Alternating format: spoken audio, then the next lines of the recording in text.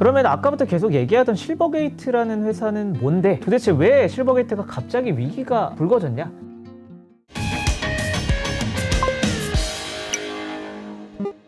안녕하세요, 이호석입니다. 오늘은 헤이비트의 로엘 경지훈 팀장님 나와주셨습니다. 안녕하세요. 네, 안녕하세요.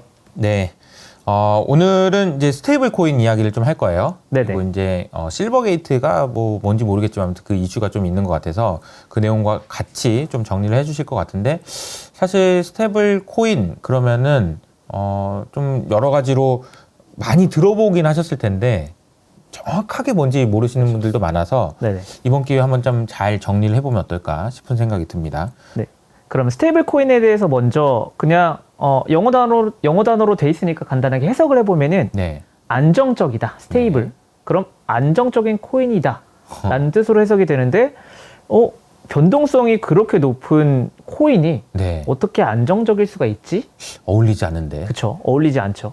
근데 어울리지 않지만 기본적으로 암호화폐가 처음에 이제 만들어졌을 때 네. 비트코인을 예로 들면은 당시의 비트코인이 이제 개인과 개인 간의 온라인 거래, 쉽게 말하면 뭐 온라인 결제, 뭐 디지털 지불 이런 수단으로 암호화폐가 만들어졌지만 높은 가격 변동성 때문에 사용되지는 않고 있었어요. 아하. 쉽게 말하면 카드를 들고 어떤 걸 결제하려고 했을 때 카드를 주머니에 넣는데 갑자기 상품의 가격이 10,000원이었다가 카드를 꺼내면서 15,000원이 됐다가 결제를 했는데 20,000원이 된다. 이게 네, 황당하겠네요. 그런 네네. 상황이면. 그런 가격 변동성이 있다 보니까 실질적으로 이거를 뭐 결제 수단이나 화폐로 쓰냐? 라고 했을 때는 당연히 못 쓰는 거죠. 왜냐면 교환비가 계속 변하고 짧은 순간에도 변동을 하기 때문에 판매자랑 구매자 모두 잠재적인 손실이 발생할 수 있기 때문입니다. 네. 그래서 요 이미지를 보시면은 네. 요게 이제 2017년도에 이제 좀 상황을 좀 약간 풍자한 트윗인데 네. 한번 이거 한번 역할극 네네. 한번 해볼까요? 제가 한번 아들 한번 해보고요. 네. 아빠 비트코인 하시던데 생일 선물로 1비트만 주세요. 1비트코인. 야, 세상에 이거 1,570만 원이나 달라고? 세상에.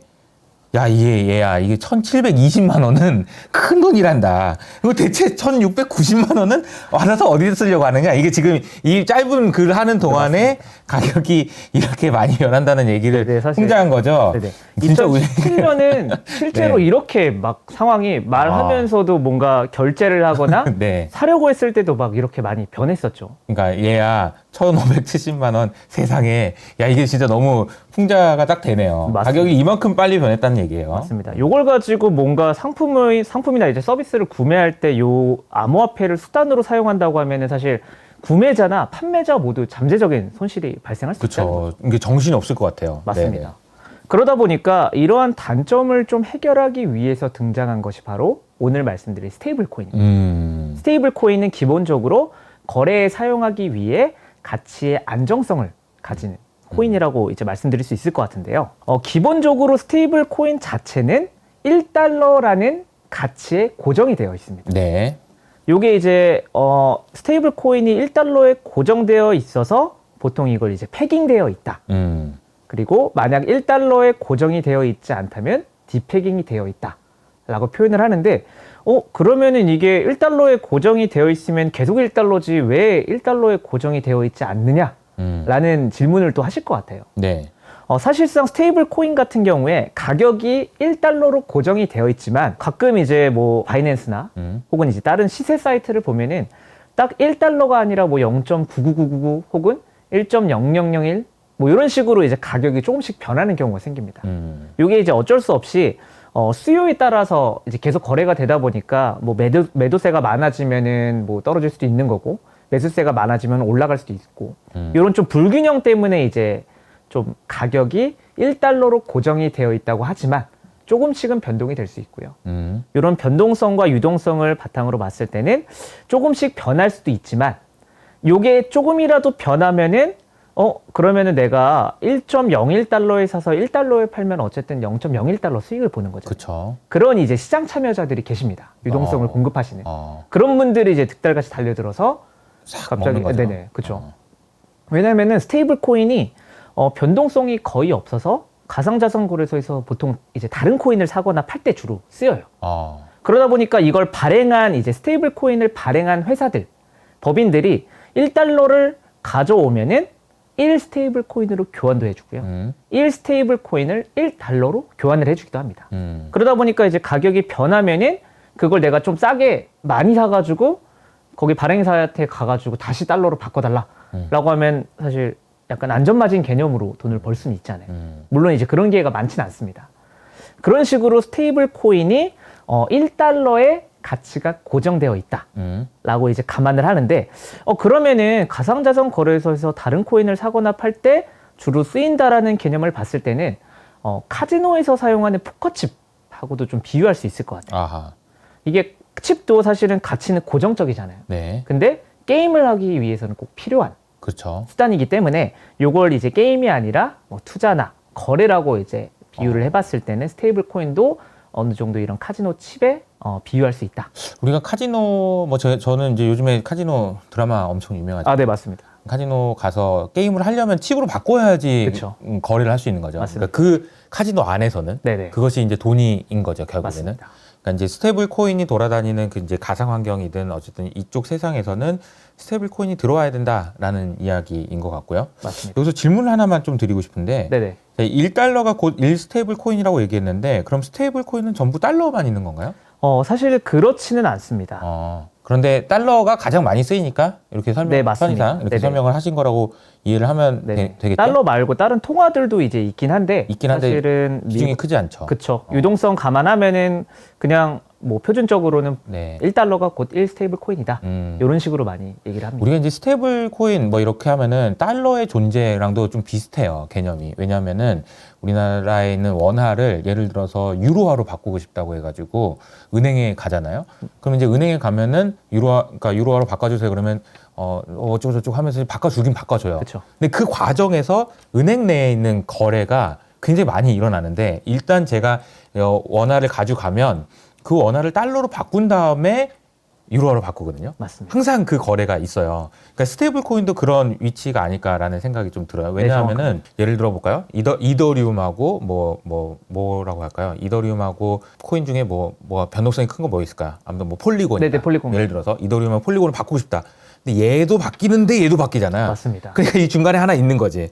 얘가 거쳐서 이렇게 가면 훨씬 더 안정적으로 거래가 되기 때문에 맞습니다. 이런 존재가 반드시 필요하다. 스테이블 코인이라는 것이 그것이 마치 칩처럼 중요한 역할을 한다라고 하면 스테이블 코인이 왜 필요한지는 그래서 억지로 이 말이 안 맞는 것 같은 스테이블과 코인을 붙여놓은 이유 설명이 좀 되는 것 같아요. 네, 맞습니다. 사실상은 달러의 역할을 한다고 볼 수 있을 것 같아요. 다만 달러를 직접적으로 비트코인이나 이더리움으로 사면 되지 않냐? 그렇지. 라는 의문도 있을 수 있어요. 왜냐하면 우리나라는 업비트 같은 거래소는 그냥 원화 입금해서 비트코인을 사면 되는 거잖아요. 네네네. 굳이 스테이블 코인이라는 개념이 사실상 우리나라에는 아직 없습니다. 우리나라는 이제 뭐 규제나 이런 것들 때문에 이제 들어와 있지 않은데 사실 미국 같은 경우에도 예전에 뭐 신용카드로 비트코인을 구매한다든지 네. 뭐 지금도 그런 게 종종 있긴 하지만 달러로 비트코인을 직접 사는 게 약간은 좀 애매해졌어요.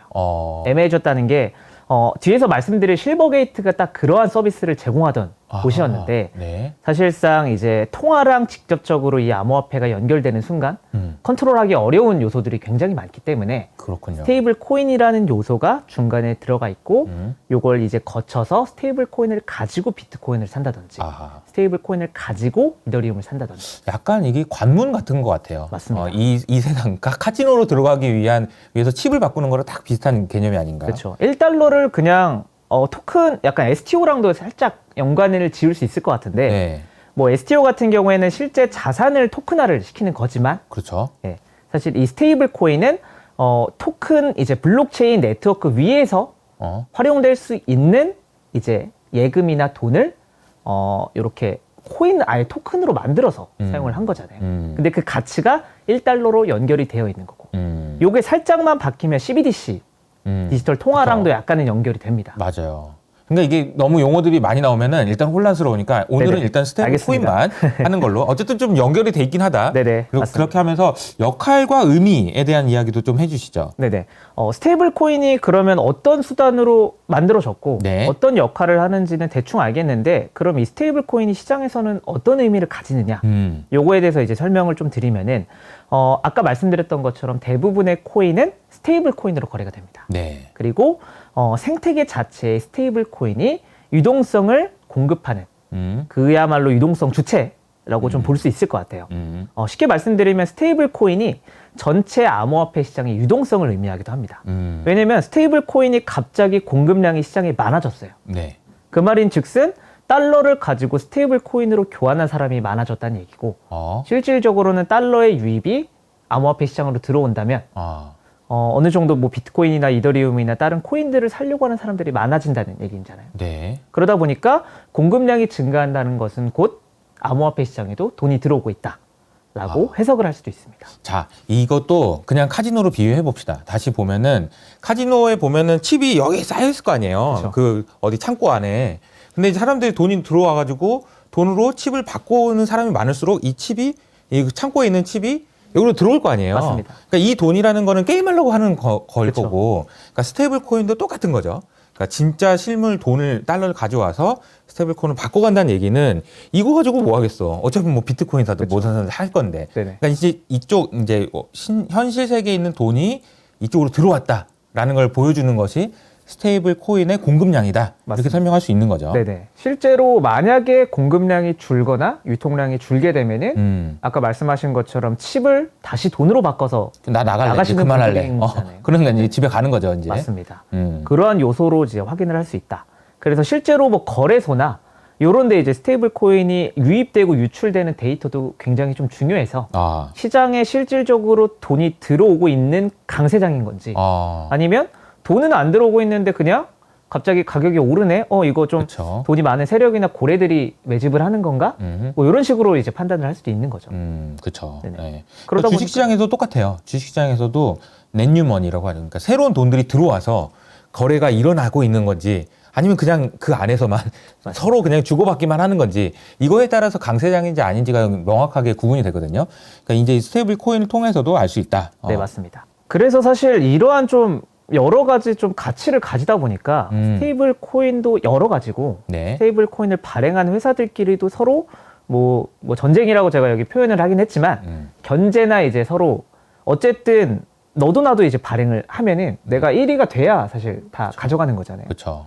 근데 그러면은 스테이블 코인이 앞서 말씀드렸던 것처럼 뭐 유동성을 의미하고 거래 수단을 의미하기도 하는데 요게 이제 너도 나도 이제 발행해서 싸우는 이유, 1등을 하기 위해서 경쟁하는 이유는 암호화폐 시장 속에서 달러와 같은 지위나 위상을 좀 가져가기 위함이라고 설명드릴 수 있을 것 같아요. 이 표현이 방금 하신 그 표현이 정말 중요한 얘기예요. 그죠? 맞습니다. 이 달러의 지위. 사실 아시는 분은 아시겠지만 달러만 가지고 있으면 얼마나 좋습니까? 솔직히 그냥 찍으면 되잖아.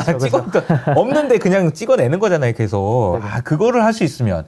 그러니까 여러분들 생각해 보시면 그냥 카지노 만들어서 칩 이렇게 만들어 놓고 돈을 바꿔주는 거예요. 그런 게 어딨어. 얼마나 좋아. 그냥 돈을 그냥 받는 건데. 맞습니다. 누구나 하고 싶은 일이어서 그만큼 경쟁도 치열할 거고 싸움도 이게 카지노 생각하시면 돼요. 카지노 드라마 딱 생각하시면 돼.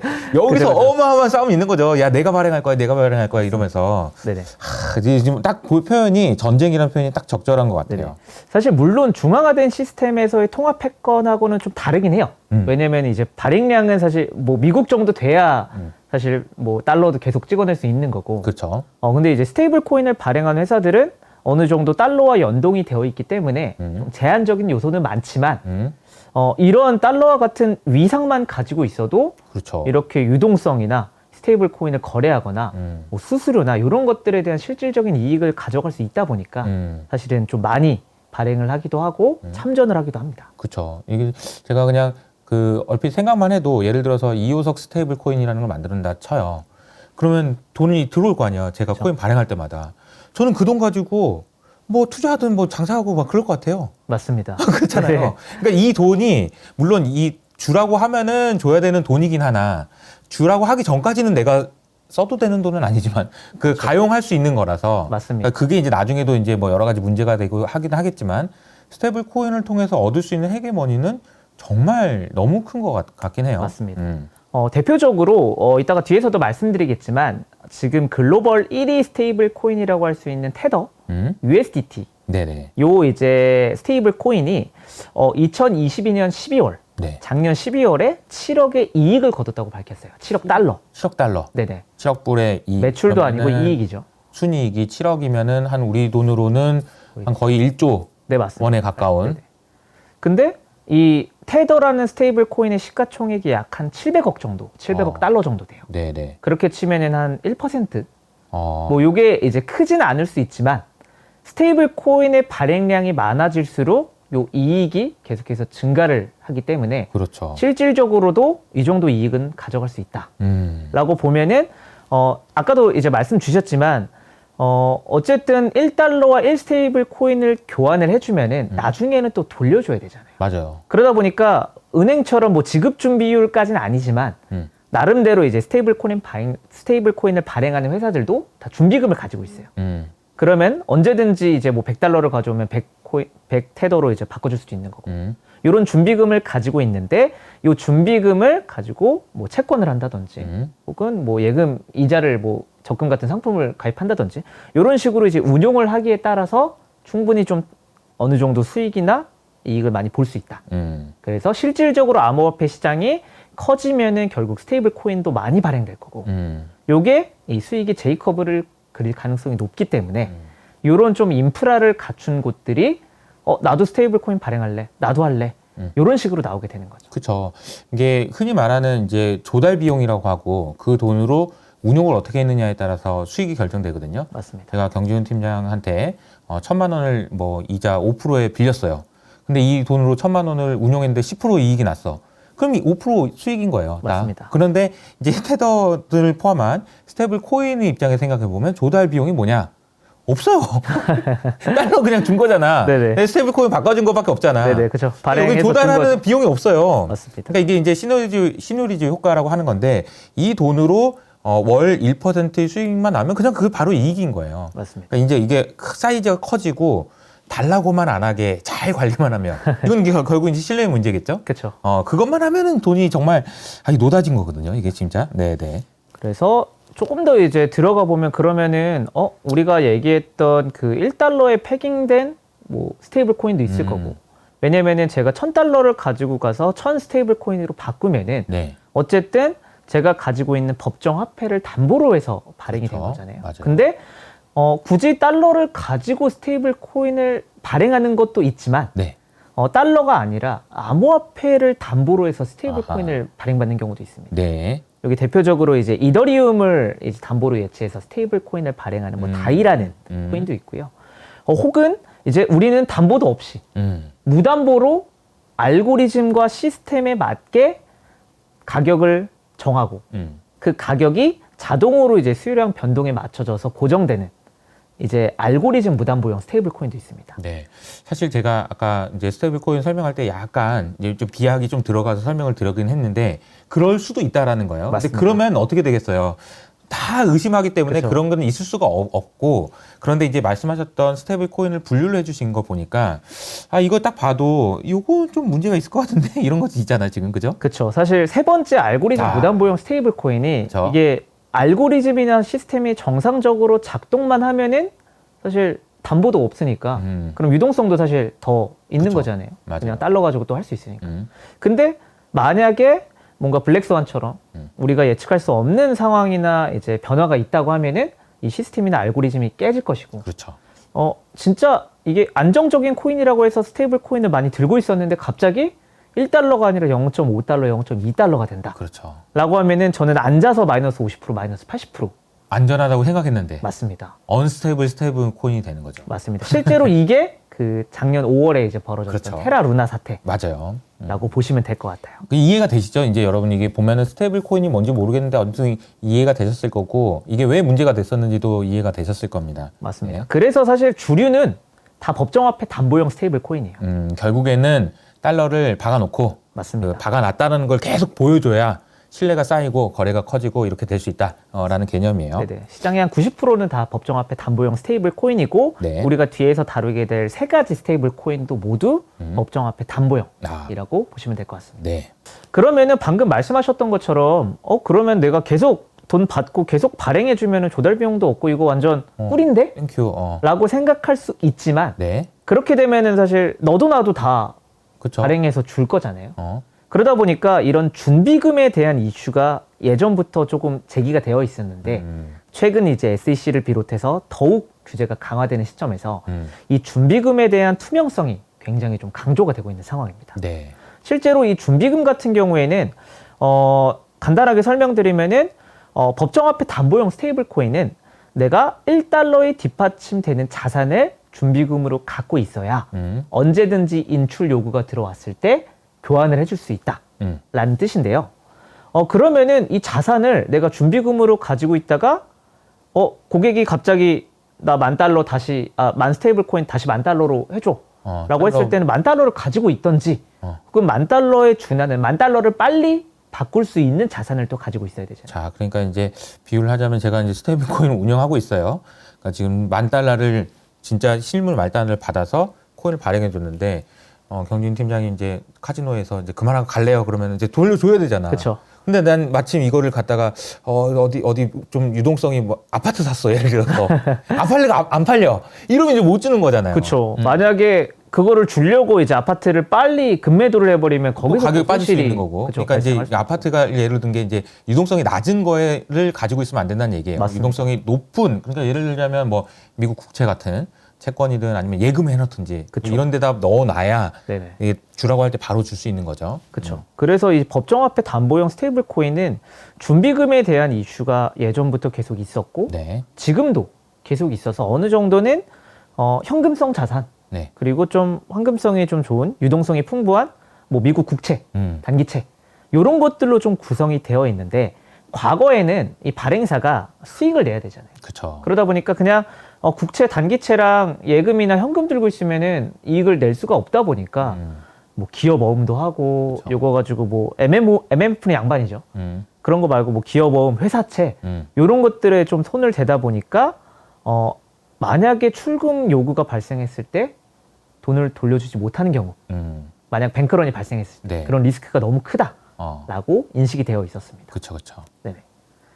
그래서 그 대표적인 예가 사실 지금 글로벌 1위를 차지하고 있는 테더 USDT라는 이제 스테이블 코인이 그러한 논란과 비난을 굉장히 좀 많이 받아왔던 네. 스테이블 코인입니다. 이 테더에 대해서 간단하게 설명드리면은 이 테더는 2014년에 출시가 됐어요. 네. 그때도 이제 당연히 이제 아까 말씀드렸던 것처럼 이 법정화폐 그리고 이 암호화폐를 좀 온라인에서 결제하고 지불할 수 있도록 설계가 되어 있었고 뭐 여러 이제 창업자가 같이 테더를 발행을 하면서 테더 리미티드 오늘은 이제 테더 4라고 이제 그냥 간단하게 말씀드릴 건데 테더 리미티드를 설립하고 만약에 달러를 가져오면 스테이블 코인을 교환해주는 주체가 바로 이 테더 리미티드 테더 4라는 법인으로 네. 운영을 했었죠.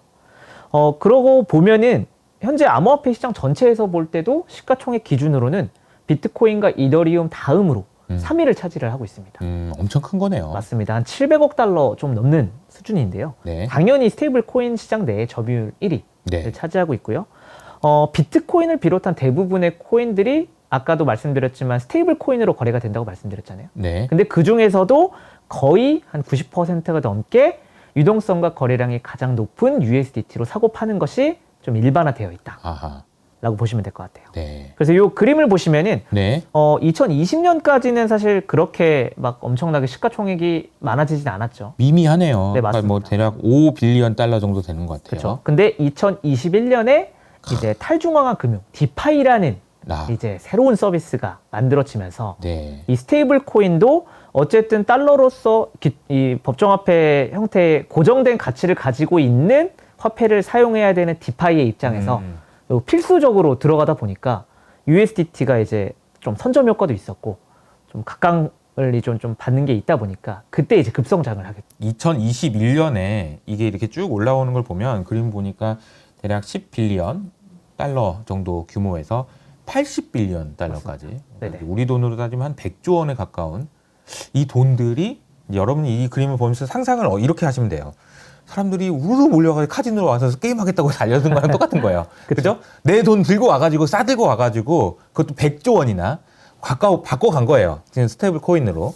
그런 상황이고 이게 좀 빠지다가 좀 올라오네요, 요즘에. 맞습니다. 좀 2022년에는 워낙 크립토 윈터가 있었고 뭐 여러 가지 좀 이슈가 불거지다 보니까 좀 빠졌는데 최근에는 이제 경쟁 스테이블 코인들의 좀 약세 아하.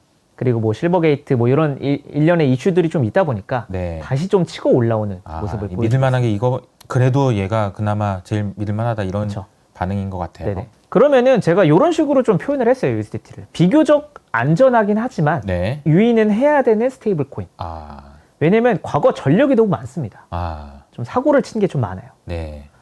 좀 간단하게 요약하면은 테더 리미티드를 만들고 나서 비트파이넥스라는 암호화폐 거래소가 별개로 따로 있었어요. 근데 이 비트파이넥스랑 테더사가 자꾸 뭘 같이 하고 뭐 거래도 비트파이넥스에서도 스테이블 코인으로 교환을 해주고 뭐 이런 것들이 있었는데 비트파이넥스의 소유주와 테더 리미티드의 소유주가 같은 사람이 아니냐라는 의혹이 제기됐었는데 요걸 또 이제 부인하다가 걸렸어요. 같은 사람이라는 걸. 아하. 그런 전력이 좀 있었고 뭐 테더를 많이 발행하고 적게 발행해서 이 비트코인이나 이더리움의 좀 가격을 조작한 게 아니냐라는 좀 논란도 있었고 그렇군요. 아까 말씀드렸던 준비금을 미국 국채나 현금 들고 있으면 되는데 좀 약간 위험하지만 이율은 높은 부실 채권. 아하. 뭐 헝다 이제 중국의 그때 대표적인 당시에 게 이제 대표적으로 제기됐던 게 이제 헝다 채권이었죠. 맞습니다. 그런 부실 채권을 보유하고 있는 게 아니냐. 아. 그리고 회계 감사를 왜 안 하냐. 준비금에 대한 감사를 해야 우리가 믿고 교환을 하고 인출할 수 있는데 그렇죠. 왜 안 하냐? 라고 해서 계속 안 하다가 했는데 여기도 조금 덜 알려진 곳. 뭐 예를 들어 5대 회계법인이 아니라 좀 변방에 있는 변방이라고 하면 좀 그렇지만 그런 좀 인지도가 없는 회계법인들의 이제 감사를 좀 받다 보니까 이런 의혹이 좀 계속해서 제기가 됐었죠.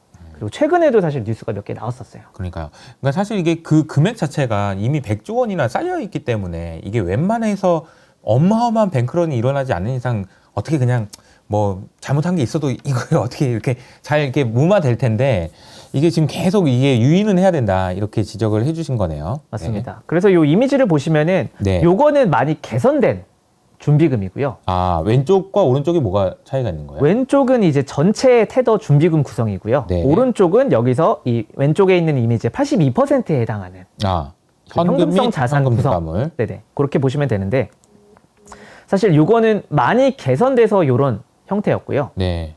그 전에 이제 이미지를 보시면 요게 이제 2021년 3월 아, 준비금 구성을 보시면은 커머셜 페이퍼가 50%가 넘고요. 야, 그다음에 나머지 뭐 론이나 이제 뭐 캐시는 2%밖에 안 되고 그다음에 뭐 국채도 한 2%. 뭐 이런 것들로만 봤을 때도 조금 약간 방만하다고 표현하긴 어렵지만 좀 위험하게 준비금을 가지고 있었다. 야, 근데 이게 지금 CP 그러니까 기업 어음을 50%나 들고 있다는 거는 큰일 날 뻔한 맞습니다. 거예요. 왜냐면 그리고 이게 국채만 들고 있다고 해서 안전하냐? 근데 사실 작년에 미국 국채도 10% 손실 났어요. 그렇죠. 그러니까 이제 이게 운용하는 것도 만만치가 않을 것 같긴 한데 네네. 어쨌든 그래서 최근 테더사는 요 기업 어음 비중을 계속 낮추고 있고 요걸 이제 종국에는 0%까지 줄이겠다라고 얘기를 하고 대부분의 자산을 좀 그래도 미국 단기채로 좀 대체하겠다라는 얘기를 하고 있죠. 금리도 많이 주고 좋겠네요. 지금. 맞습니다. 지금은 딱 5%니까 괜찮을 것 같은데요. 네네. 싸고. 네. 결국 테더의 이제 USDT는 암호화폐 시장의 핵심 인프라긴 해요. 뭐 예를 들어 쉽게 말씀드리면 뭔가 몸 안에 있는 혈액과 같은 유동성을 이제 계속해서 공급해주는 혈액과 같은 역할을 해주는데 그래도 지속적으로 이런 소문이나 이슈나 의혹 등이 제기가 되고 있기 때문에 물론 지금은 유동성이 굉장히 풍부하고 이미 다른 곳에서 많이 사용하고 선점 효과가 있기 때문에 이제 테더를 계속 사용을 하지만 리스크에는 계속 유의할 필요가 있다. 네. 마냥 스테이블 코인이라고 해서 가치가 안정적일 거다라는 건 작년에 이제 보여줬죠. 테라 루나 사태에서. 네. 네네. 그리고 두 번째는 테더가 약간 좀 이런 준비금 의혹이 있으니까 네. 우리가 한번 해보자라고 해서 나온 게 서클과 USDC라는 네. 곳이고요. 서클이라고 하는 것은 미국의 이제 스타트업인데 이 서클과 가상화폐 거래소, 미국의 이제 제1의 가상화폐 거래소인 코인베이스가 같이 연합해서 컨소시엄을 만들고 이 컨소시엄에서 개발된 스테이블 코인이 바로 USDC라고 보시면 될 것 같아요. 네. 특히 서클이라는 회사는 지난번에도 제가 그 블랙록 얘기할 때 살짝 언급해 드렸는데 골드만삭스를 비롯해서 블랙록, 피델리티의 투자를 받은 이제 미국의 이제 암호화폐 스타트업이라고 보시면 될 것 같고요. 실제로 이제 미국 금융 규제 하에서 운영이 되어 있고 뭐 회계 정보도 이제 공개되어 있고 공인된 이제 금융 규제 기관의 통제가 되고 있다 보니까 테더의 USDT보다는 확실히 신뢰도 측면에서는 더 높다. 믿을만하다. 맞습니다. 그래서 테더가 의혹이 발생할 때마다 USDC 점유율이 조금씩 올라요. 아, 대체제니까. 그렇죠. 네네. USDT가 중국을 상징하고 USDC가 미국을 상징한다. 이 얘기는 얼마나 맞는 얘기인가요? 네, 맞습니다. 사실 그게 시장에서는 그렇게 그렇게도 많이 받아들여지는 인식이 게 돼 있죠, 그죠? 인식이 좀 있죠. 그러다 보니까 100% 맞는 말은 아니. 네네, 오피셜한 내용은 아니긴 해요. 음. 왜냐면은 뭐 딱 뭐 서류나 어떤 문서로 딱 나온 게 없다 보니까. 근데 이제 USDC가 미국 거라는 거는 미국 그건 거? 좀 팩트. 어쨌든 미국에 기반한 네네, 맞습니다. 골드만삭스 다 들어가 있으니까 네네. 그거는 맞는 것 같고 USDT가 중국 거라고 하기엔 좀 애매한 뭐 이런. 근데 바이낸스도 비슷한 느낌이긴 해요. 그죠? 맞습니다. 네네. 이걸 이제 마치 미국과 중국의 이제 헤게모니 싸움 이렇게도 연결할 수 있지만 100% 확실한 얘기는 아니다. 그렇죠. 네네. 근데 95%? 90%? 네, 아무튼 네네. 네, 그 정도로 하고 넘어가겠습니다. 네네. 네. 특히 서클은 투명한 준비금 구성으로 테더랑 많이 비교가 돼요. 네. 테더는 아까 2021년만 봐도 거의 뭐 CP가 50%가 넘는데 서클은 처음부터 그냥 아예 미국 국고채랑 현금으로 구성이 되어 있습니다. 네. 딱 두 개예요. 네. 이 이미지 보시면은 오른쪽이 이제 실제로 준비금 구성인데 심플합니다. 현금하고 국채 포트폴리오. 물론 국채도 단기채랑 뭐 장기채가 약간 섞여 있긴 해요. 왜냐면 수익을 또 내야 되니까. 그래도 요런 투명한 준비금 구성을 가지고 있고 블랙록과 피델리티 자본을 또 받았고 미국 금융당국의 규제 하에서 운영되고 있기 때문에 그럼 좀 괜찮지 않을까? 안전하지 않을까?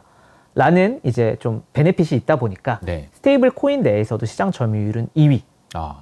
다만 이제 테더가 워낙 예전부터 좀 강자였고 유동성이 워낙 지금 많이 있기 때문에 아직은 좀 아성을 넘지는 못하고 있다. 네. 라고 표현할 수 있을 것 같고요. 최근에는 이제 스테이블 코인 관련 규제 위기가 뭐 테더도 지금 뭐 예전에 이제 자금 세탁용으로 뭐 계좌를 만들어줬다. 그다음 뭐 BUSD도 뭐 문제가 있다. BUSD라는 네네. 거는 바이낸스에서 발행한 스테이블 코인인 맞습니다. 거죠? 네네. 네. 뒤에서 말씀드리겠지만 바이낸스가 관여한 스테이블 코인인 BUSD도 문제가 있다. 그럼 서클도 그럼 너네도 스테이블 코인이 조금 문제가 있는 거 아니냐라는 논란도 있었어요. 네. 물론 이건 아직은 오피셜한 내용은 아니지만 네. 이런 것도 있다 보니까 미국 규제하에서 운영된다고 해가지고 좀 뭐 100% 안전한 건 아니네? 라고 할 수도 있는 거죠. 그렇죠. 물론 이제 이렇게 말씀드리는 이유는 진짜 스테이블 코인이 언제나 1달러가 1 스테이블 코인이면 좋겠지만 그렇지 않은 경우가 충분히 이 크립토 세계에서는 발생할 수 있기 때문에 그렇죠. 유의를 해야 된다. 그래서 신뢰도는 좀 높지만 상대적으로 네네, 시스템 리스크는 여전히 존재를 한다. 간단하게 얘기해 보면 예를 들어서 USDC가 전부 다 미국 국채를 들고 있다고 한들 작년에 아까 말씀드린 대로 미국 국채 자체가 작년에 10% 손실 났다니까요. 맞습니다. 금리가 올라가면서. 그러면 사실 여기서 맡겼던 사람들이 다 가만 보니까 10% 손실 났을 것 같아서 전부 다 가서 돈 달라고 하면 여기도 똑같이 그런 취약한 점에 노출돼 있을 수 있는 거예요. 맞습니다. 예, 그게 그러니까 뱅크런이죠. 결국. 100% 안전한 거는 없는 거죠. 맞습니다. 뒤에서 설명드릴 그 실버게이트가 사실 네. 딱 채권으로 그렇죠. 구성을 했다가 피를 본 맞아요. 그러니까 상황인데 그거는 제가 뒤에서 네. 말씀드리겠습니다. 그리고 마지막으로 방금 이제 언급했던 바이낸스가 이제 직접 발행한 주체는 아니고요. 네. 바이낸스가 관여를 하고 팍소스라는 미국의 이제 금융회사가 만든 BUSD라는 네. 스테이블 코인이 있습니다. BUSD입니다. 네네. 사실 이 바이낸스의 B를 활용한 게 이 BUSD예요, 그냥. USD가 US 달러를 얘기하는 거고, 네. B는 이제 바이낸스의 B를 가져와서 약간 브랜디드를 좀 섞은 느낌이죠. 네. 실제로 USDT랑 USDC랑 같이 미국 달러랑 1대1로 연동이 되고요. 그 다음에 뭐 바이낸스가 발행 주체는 아니지만, 네. 팍소스가 발행 주체지만, 이 BUSD를 활용한 디파이 생태계나, 혹은 이제 거래소나, 이런 것들에 이제 여러 비즈니스에 관여를 좀 하고 있다 보니까, 바이낸스가 세계 1위 거래소고, 그래도 안전하니까 신뢰는 좀 있지 않을까? 라는 게 좀 있었고요. 팍소스도 아까 말씀드렸던 서클과 같이 준비금 구성이 되게 심플하고, 얘네는 또 정보를 좀 신속하게 공개한다는 입장을 가지고 있어서, 월말 후에 영업일 기준으로 이제 5일 이내 네. 준비금 구성을 리포트 형태로 공유를 하고 있습니다. 네. 그래서 언제든지 홈페이지 들어가서 이 리포트를 다운받아서 얘네가 준비금을 어떻게 가져가고 있는지를 확인할 수 있는 거죠. 근데 최근에 이 SEC가 BUSD를 좀 겨냥을 하면서 아이고. 이슈가 좀 있었어요. 네. 기본적으로 BUSD랑 이제 팍소스도 뉴욕 금융 서비스국의 규제 관할에 속해 있기 때문에 네. 뭐 자산도 이제 뭐 보험에도 가입돼 있고 물론 이 보험이 모든 자산을 다 보장해 주진 않지만 보험되어 가입되어 있고 규제 관할에도 있는데 왜 SEC가 뭐라고 하지? 라는 거에 대한 이면을 좀 보면은 SEC가 팍소스를 겨냥한 이유가 이거 너네 팍소스가 발행하는 주체는 맞는 것 같은데 바이낸스랑 어떤 관계가 있냐. 결국은 이 바이낸스가 재무제표도 공개하지 않고 본사가 어디 있는지도 정확히 모르는 상황인데 그럼 너네는 얘네랑 어떤 관계가 있고 얘네랑 어떤 식으로 지금 일을 하고 있냐 라는 의문을 제기를 하면서 BUSD 발행을 중단하라 라는 이제 명령을 받으면서 큰 타격을 입게 됐죠. 네. 그래서 실제로 이 이미지를 보시면 시가총액이 그래도 2021년부터 많이 급상승을 하고 거의 22빌리언까지 찍었는데 지금 보시면 거의 한 8? 많이 줄었네요. 네네. 한 220억 달러 수준에서 80억 달러 정도. 거의 한 마이너스 60%, 70% 정도 되는 것 같아요. 네. 아니 근데 이 줄어드는 속도가 예사롭지 않아서 맞습니다. 이거는 아까 제가 소개해드릴 때 카지노로 돈 들고 와서 카지노 하겠다고 BUSD로 많이 바꾸고 가다가 작년 말부터 시작해가지고 그냥 안 해. 그러면서 이제 나간다는 얘기거든요. 맞습니다. BUSD가에서 돈을 찾아서 USD로 바꾸는 사람이 많다는 얘기일 거고. 맞습니다. 가격은 괜찮나요? 가격은 다행히도 이제 디패깅 되어 있진 않아요. 지금 다행히 그 말인 즉슨 그래도 팍소스가 돈을 제대로 주고 있다. 그러니까 이제 나 달러로 바꿔줘라고 하면은 계속 주고는 있다는 얘기죠. 맞습니다. 큰 문제 없이 혼란 없이. 그쵸. 근데 그게 위기 상황인 건지 이게 돈 줄 수는 돈이 없는데 어디 빌려와서 주는 건지 혹은 이제 그냥 돌려막기를 하는 건지는 저희가 알 수는 없는 거죠. 어쨌든 아직까지 근데 이렇게까지 많이 이제 거의 3분의 1이 가까이 이제 줄어든 거라서. 네네. 그래도 뭐 지금 가격이 안정화돼 있고 네. 출금에 대한 이슈는 없기 때문에 어느 정도는 좀 안정적으로 운영을 하고 있다라는 것은 사실 두말할 나위 없는 사실이긴 아직까지는, 하지만 네. 네네. 근데 이게 이제 계속 이제 소위 말하는 이게 지금 안정적인 뱅크런이 진행되고 있는 거거든요. 그렇죠. 뱅크런은 뱅크런인 거죠. 이게 가져가니까. 맞습니다. 어쨌든 그렇군요. 네네. 네. 그래서 이 뒤에 말씀드린 실버게이트 이슈와도 좀 연관이 좀 있는데 네. 뭐 여러 의혹들이 난무하긴 하지만 팍소스도 이제 실버게이트라는 이제 미국의 암호화폐 전문 은행의 서비스를 이용하고 있다 보니까 우리는 여기랑 이제 안 한다. 서비스나 송금 다 안 한다라고 밝히기도 했죠. 왜냐하면 이게 계속 소문이나 의혹이 발생하면은 안 그래도 이제 빠지고 있는 보유량이 더 빠질 수 있다 보니까 이런 게 조금 약간 안타깝지만 그래도 좀 벌어지고 있는 상황이다. 지금 저 그림에서 보시는 것처럼 좀 진정되는 게 필요할 것 같습니다. 맞습니다. 그래도 계속 남아서 카지노를 하는 네네. 사람들이 있어야겠죠. 네. 그러면 아까부터 계속 얘기하던 실버게이트라는 회사는 뭔데? 그렇죠. 오늘의 이제 타이틀에도 들어가 있고 방금 BUSD에서도 언급을 했는지 네. 실버게이트에 대해서 그냥 간단하게 한번 설명을 드려볼게요. 실버게이트는 은행입니다. 근데 은행인데 암호화폐 전문 은행이에요. 네.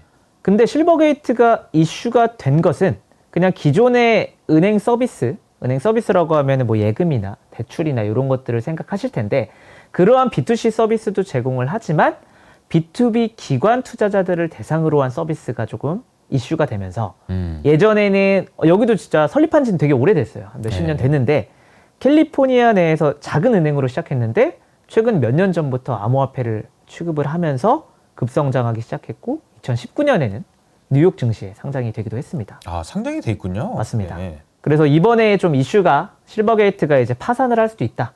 10K 보고서를 내지 않은 이유가 지금 상황이 너무 안 좋아서 그렇다라는 이슈가 있다 보니 이제 주식시장에서도 많이 가격이 빠지고 있고요.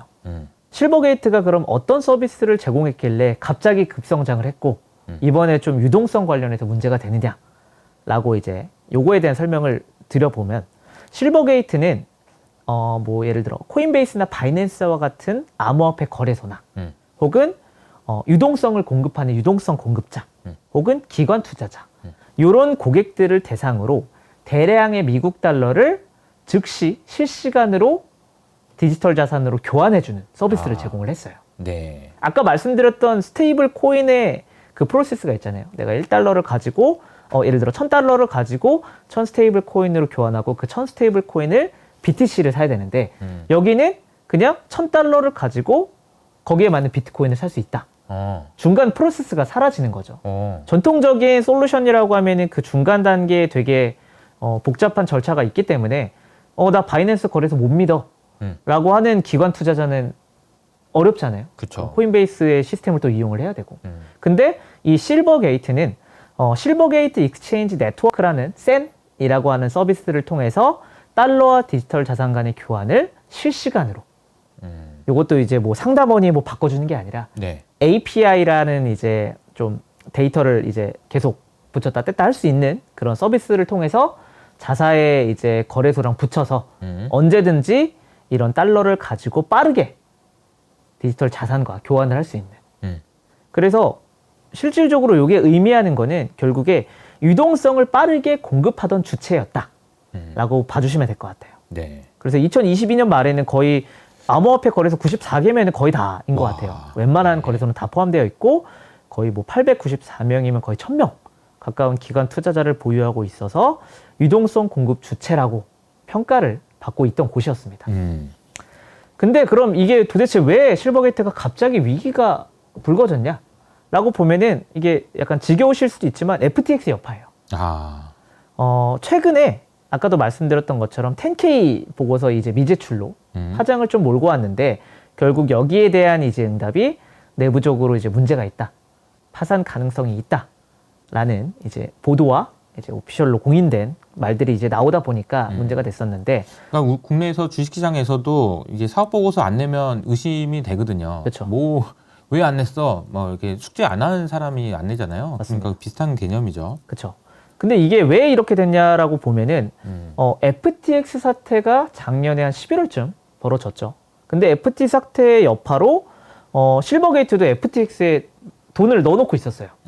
왜냐면 여기 돈 많이 주니까. 네. 그럼 아까도 말씀드렸던 스테이블코인 준비금 같은 것도 그냥 넣어놓으면은 이자를 많이 주니까 뭐 분산해서 넣어놓긴 하겠지만 맡겨놨던 예치금도 묶이고 FTX가 이렇게 되니까 그때 당시에 이제 거래소나 은행들이 다 뱅크런이 좀 일어났었어요.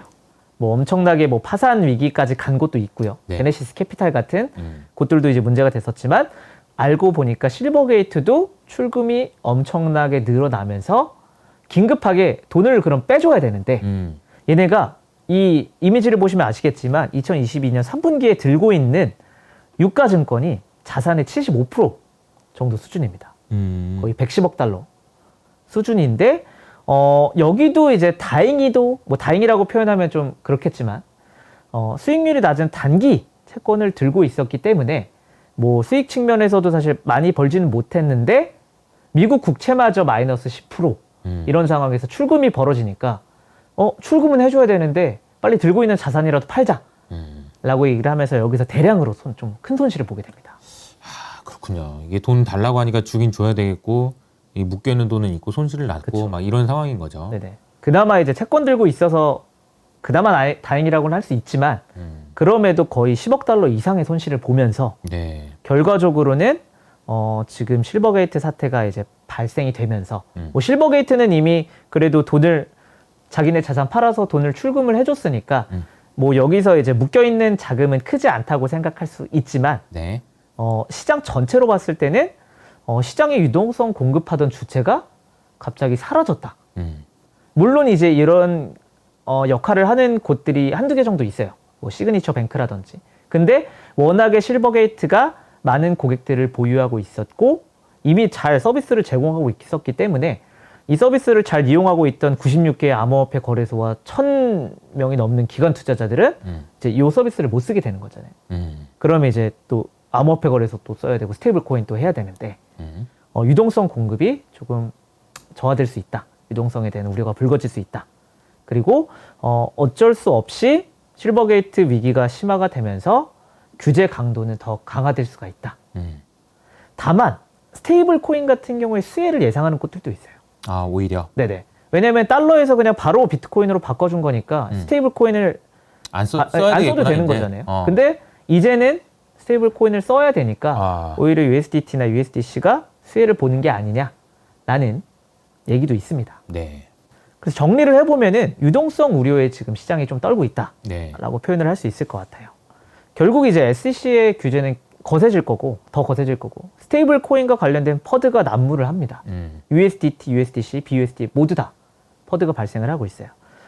근데 스테이블 코인 자체가 아까 말씀드렸던 준비금 때문에 뱅크런에 취약합니다. 그렇다 보니까 테더, 뭐 USDC, BUSD라고 하더라도 적절한 모니터링이 필요하다. 만약에 본인이 하기 좀 어렵다라고 하면은 뭐 다른 서비스를 또 이용을 해도 되는 거고요. 네. 근데 다행히 파월이 3월 7일 이제 스테이블 코인에 대한 언급을 좀 했습니다. 그래요? 연설을 하면서. 어제죠, 어제. 네, 맞습니다. 네, 어제입니다. 적절한 규제를 받는다면 스테이블 코인을 뭐 없애거나 대체를 하는 게 아니라 아하. 금융 서비스 부분에서 좀 자리를 잡을 수 있지 않을까라는 어. 좀 그래도 스테이블 코인을 없애야 된다. 뭐 제재를 해야 된다. 이런 얘기보다는 적절한 규제만 하면은 너네 영업할 수 있게 해줄게 라는 뜻이잖아요. 그래도 좀 그래도 긍정적인 사인이다. 그래도 어제 파월이 나와가지고 시장을 엄청 뒤흔들어 놨는데 맞습니다. 그나마 스테이블 코인에 대해서는 그렇죠. 그 좋은 얘기를 또 하긴 했네요. 맞습니다. 네. 그러니까 어쨌든 이제 오늘 들어보시면 알겠지만 스테이블 코인이라는 것의 존재 자체가 문제가 되는 건 아니에요. 근데 그렇게 될 수 있다라는 것을 활용해서 악용하는 사례들이 나올 수 있는 가능성이 여러분들 생각해 보셔도 그렇잖아요. 나도 한번 해보고 싶다라는 생각 들지 않아요? 근데 그렇기 때문에 규제 안에 들어와야 되는 거고 이것이 규제만 잘 된다면 합법적으로 계속 활용될 수 있는 가치는 굉장히 큰 거죠. 너무 중요한 이야기인 것 같습니다. 네네. 정리하면은 실버게이트가 제공하던 뱅킹 서비스가 아예 공식적으로 종료되면서 네. 단기적으로는 당연히 유동성이 좀 악화될 문제가 수밖에 되겠죠. 없을 것 같고요. 근데 이제 스테이블 코인이 아까 말씀드렸던 것처럼 수혜를 또 볼 수도 있는 상황이고 물론 마지막에 이제 조금 올라왔네요. 아예 안 할 수도 있습니다. 기존 투자자들이 우리 안 할래 당분간 안 할래 그쵸. 라고 할 수도 있는 거잖아요. 네. 그러다 보니까 스테이블 코인 공급량 추이를 좀 지켜보면서 시장이 확실히 다시 좀 돌아온 건지 새로운 돈이 들어오는지. 네. 새로운 돈이 들어왔는지 이런 기관 투자자들이 얼마나 좀 많은 역할을 해줄 수 있는지 이런 것들의 동향을 좀 지켜볼 필요가 있다라고 정리를 할 수 있을 것 같습니다. 자, 오늘 스테이블 코인에 대해서 이 정도면 마스터했다라고 할 수 있을 것 같아요. 오늘 나와주셔서 감사합니다. 다음 기회에 또 재밌는 이야기로 인사드리도록 하겠습니다. 감사합니다. 감사합니다.